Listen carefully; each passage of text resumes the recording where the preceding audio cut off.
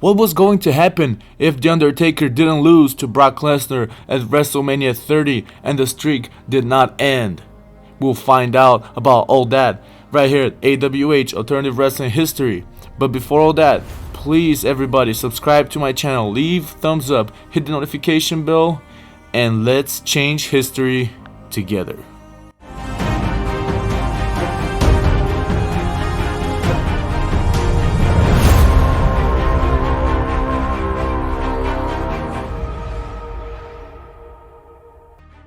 As you know, the stage has been set for WrestleMania 30, and on April 6th at the Mercedes-Benz Superdome in New Orleans, it is going to be The Undertaker versus Brock Lesnar, WrestleMania, and Lesnar is accompanied by Paul Heyman.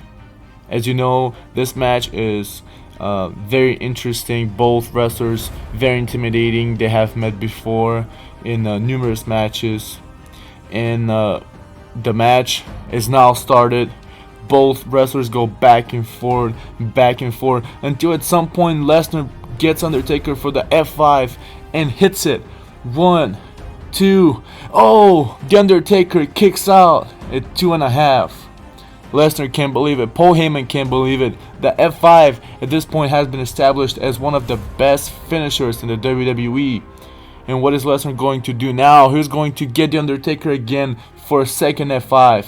He hits it again. 1, 2, and Undertaker kicks out at 2.9, barely making it. That makes Lesnar react unbelievably. He can't apprehend what's going on. He's desperate. Heyman is desperate. Lesnar is trying to get The Undertaker for a third F5. And as soon as he goes to grab him, The Undertaker hooks in. He locks in the Hell's Gate. Which means there's only one thing. Now Lesnar has either to tap out or find a way out.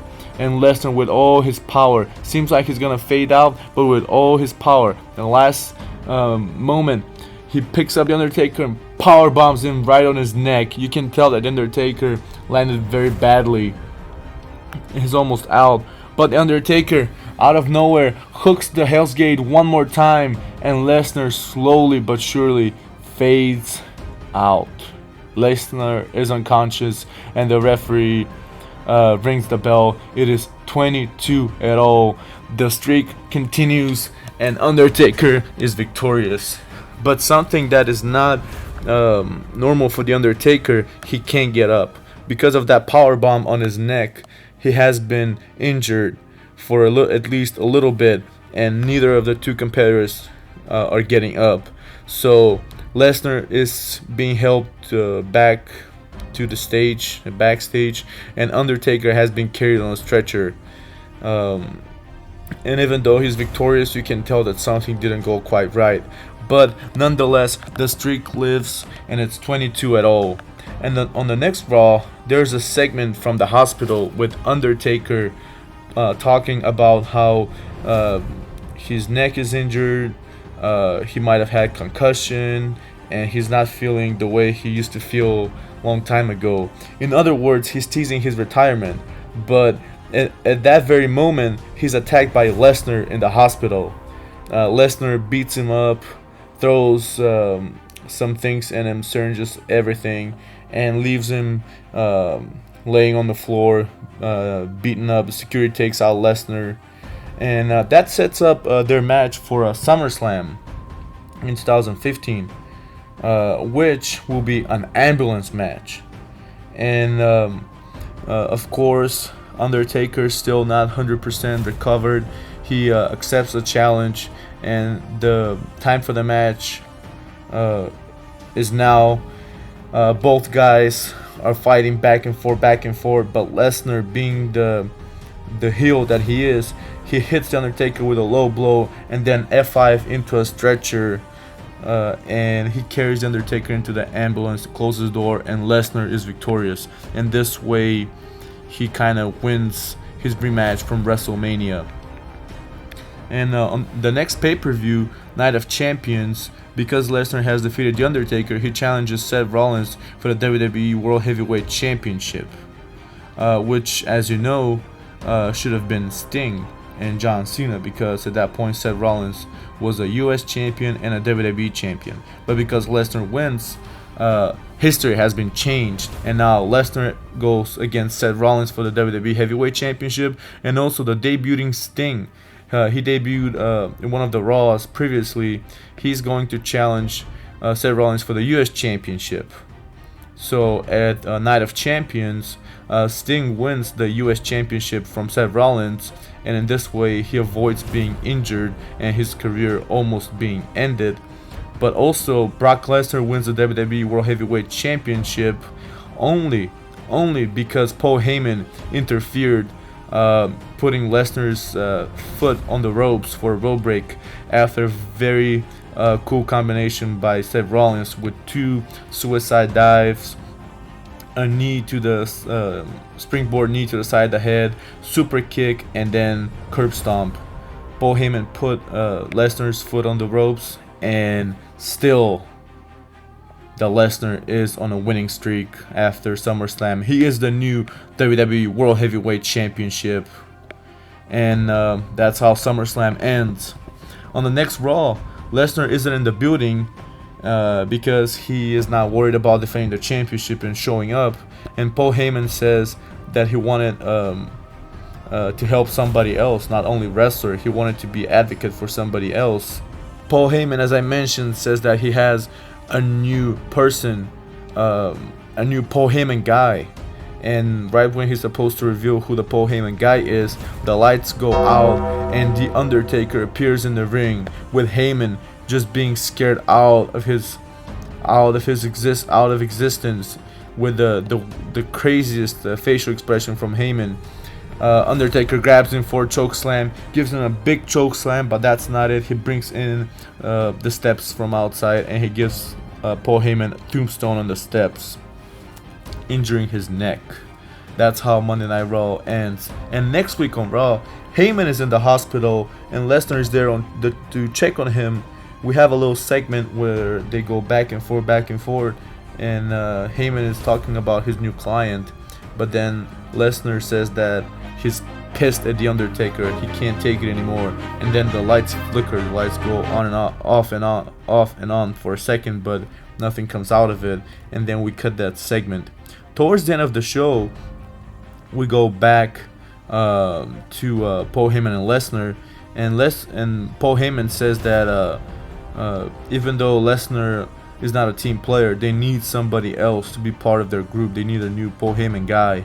And as you might know, the lights go off and the Undertaker appears in the hospital, attacks Lesnar, also hits Paul Heyman with a pan to the head, kind of like Stone Cold hit Vince McMahon similarly years ago. Of course, the security gets in the way, and Lesnar and the Undertaker are separated. They're both taken by police, but Paul Heyman doesn't sue Undertaker. They want to resolve everything in the ring. So the deal has been made by Paul Heyman and the Undertaker, that if Undertaker stops attacking Paul, then in Hell in a Cell, it is going to be Lesnar versus Undertaker. So when the Hell in a Cell pay-per-view comes, after a very good match, incredible match by both wrestlers, Lesnar tries to go for a low blow on the Undertaker, but the Undertaker catches his leg. Undertaker low blows, Lesnar picks him up for the tombstone, and then lights go off, they go on again, and a mysterious person is in the ring, and that guy low blows Undertaker and gives him a sister, Abigail. Turns out that Paul Heyman's new guy, the new Paul Heyman guy, was Bray Wyatt all along. Lesnar pins the Undertaker and retains the WWE World Heavyweight Championship. So ever since WrestleMania, Undertaker beat Lesnar, and then Lesnar beat Undertaker twice. And the first time was with a low blow, second time it was with the help of Bray Wyatt. The next pay-per-view, as you know, is Survivor Series 2015, It's in Atlanta, Georgia, and it is the 25th anniversary of the Undertaker. So because of the previous results, Night of Champions, and also Hell in a Cell, here are some of the changes to history that happened.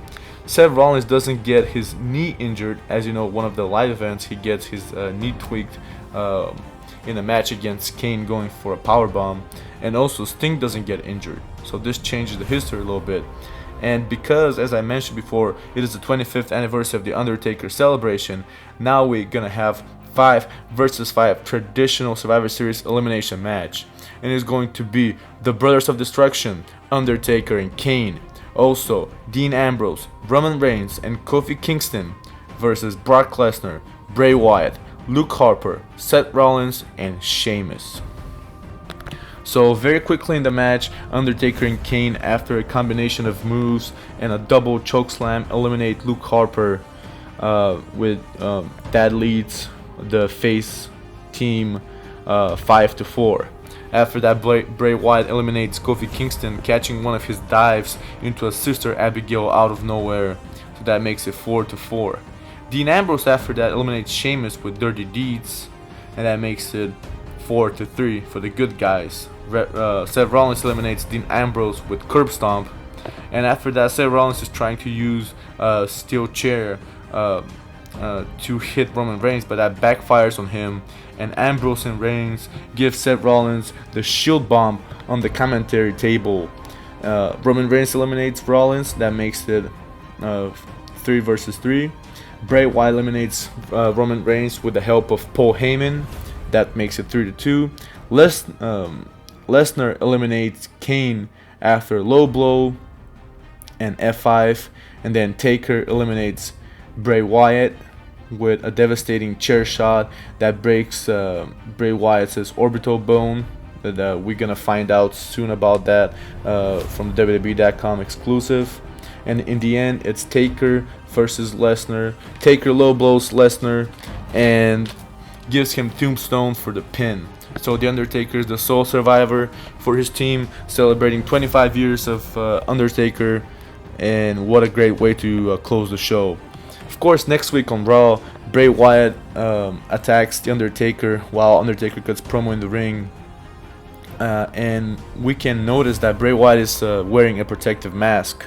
They go back and forth. They even go behind the stage, backstage, and Undertaker pushes Bray Wyatt and throws him into one of the TV monitors. Bray Wyatt goes face first, head first. The TV monitors sets on fire, and that sets Bray Wyatt on fire, and the camera just cuts because we're left with a feeling that this was not supposed to happen. Bray Wyatt is a little bit on fire. His face has been all cut and bloody. The mask that he has been wearing, the protective mask, has been thrown away by the Undertaker. So as I said, the program cuts, leaving us with the feeling that this was not supposed to happen. So next week, the Undertaker says that he has a minor injury on his elbow because of the brawl backstage with Bray Wyatt, and that'll keep him away just for a little bit, but he will be back and he will get his revenge on Brock Lesnar, and he is going to have him rest in peace. But then Heyman comes out teasing him that maybe the Undertaker is too old and that he should retire because he's becoming too fragile. Then of course Taker grabs Heyman for a chokeslam, but out of nowhere behind him, here comes Lesnar with a bat in his head, hits Undertaker's already injured elbow, and then puts him in a Kimura, and that solidifies the injury even more and makes it even worse. So at the next pay-per-view, TLC, Tables, Ladders, and Chairs, Lesnar doesn't even show up. He doesn't defend his title, and because of that, the main event is Sting versus Roman Reigns for the US Championship, and Roman Reigns wins the title from Sting. After the pay-per-view TLC the next week, Vince McMahon is so mad at Brock Lesnar that he didn't show up that he is making him defend his WWE World Heavyweight Championship at the Royal Rumble. Not in a singles match, but the Royal Rumble match itself. That makes Lesnar mad. But anyway, we're ready for the Royal Rumble. We're ready for the road of WrestleMania to begin. And the Royal Rumble is here. And number 1 and 2. Number 1 is Sheamus. Number 2 is Dolph Ziggler, who was a face at that point. They fight it off. And then number 3 is AJ Styles, with one of the best debuts in recent WWE history. What a big pop from the crowd. AJ Styles is so amazing, phenomenal, really phenomenal, and he showcased all his skills until number 15 hits, and that's Brock Lesnar. That is the current champion, and this Royal Rumble is a WWE World Heavyweight Championship match as well. And when Lesnar gets in the ring, he clears the ring. Everybody gets thrown out, everybody gets eliminated, and one by one, everybody that's coming out gets eliminated, including Kane, including also Braun Strowman, Luke Harper, Dean Ambrose, Roman Reigns, everybody gets eliminated until number 27 hits, and that is The Undertaker.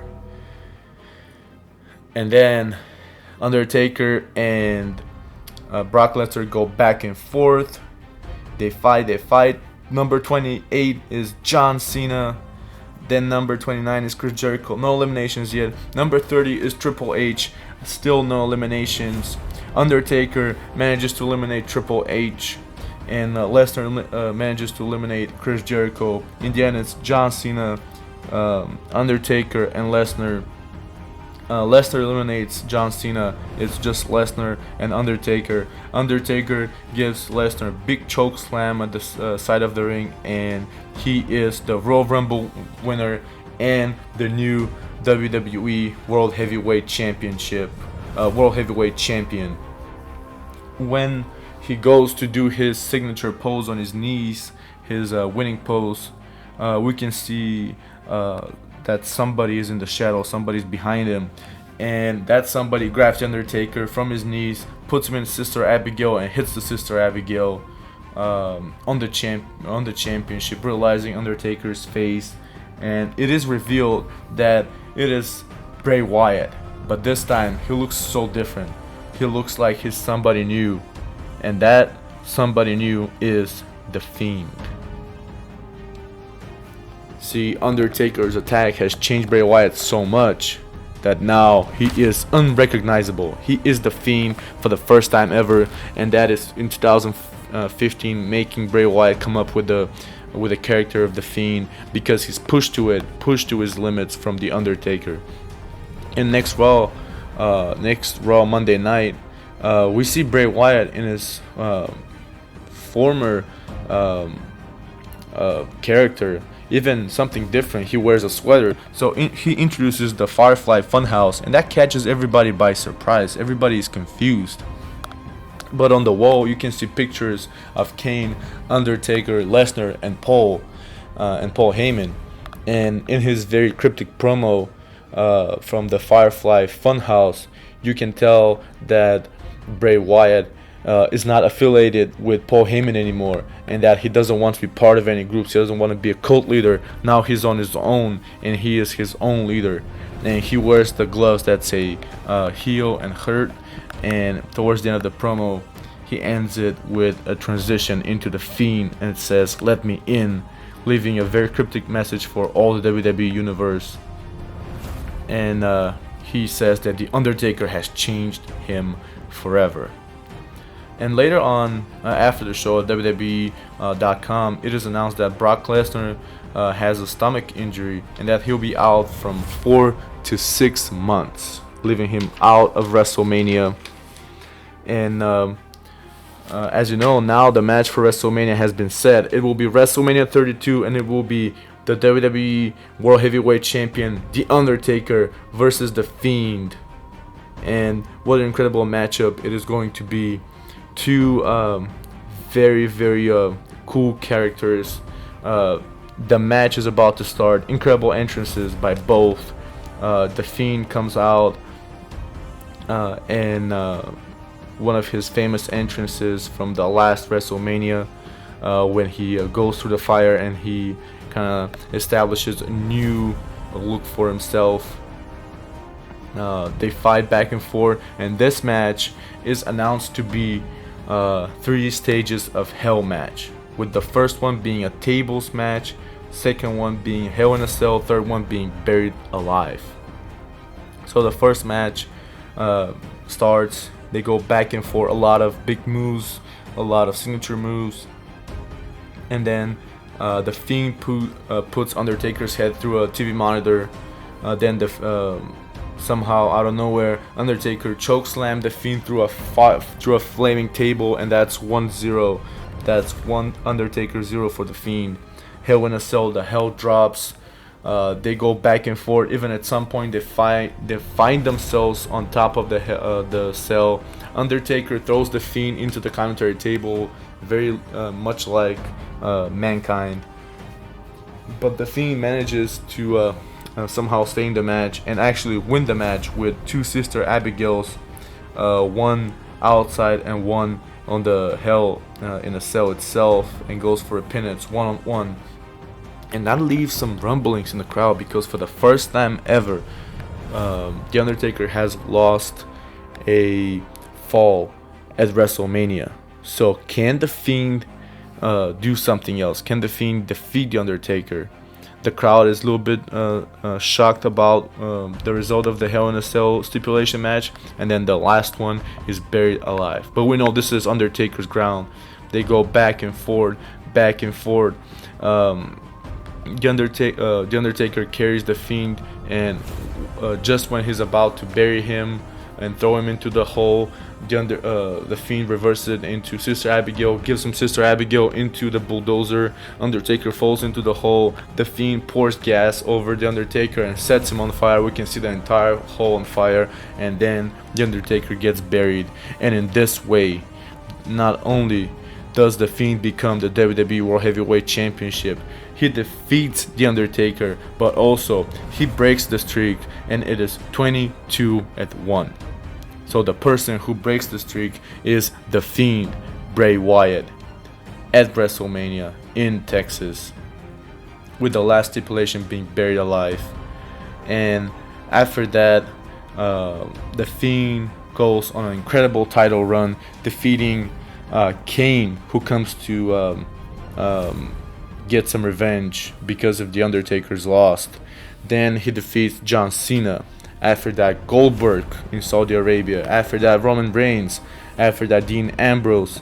And also he defeats the returning Brock Lesnar, establishing The Fiend as one of the most dominant forces in WWE, and the new very mystique, very powerful figure in the WWE. And after all the great series of matches of The Fiend, there's one question remaining. One question that remains. It is, are we going to see The Undertaker next? Is he going to come back, or was that his last match, with the undefeated streak broken, with The Fiend being established as the new force in the WWE? The question is The Undertaker going to come back? But as you know, you can't keep a dead man buried for long.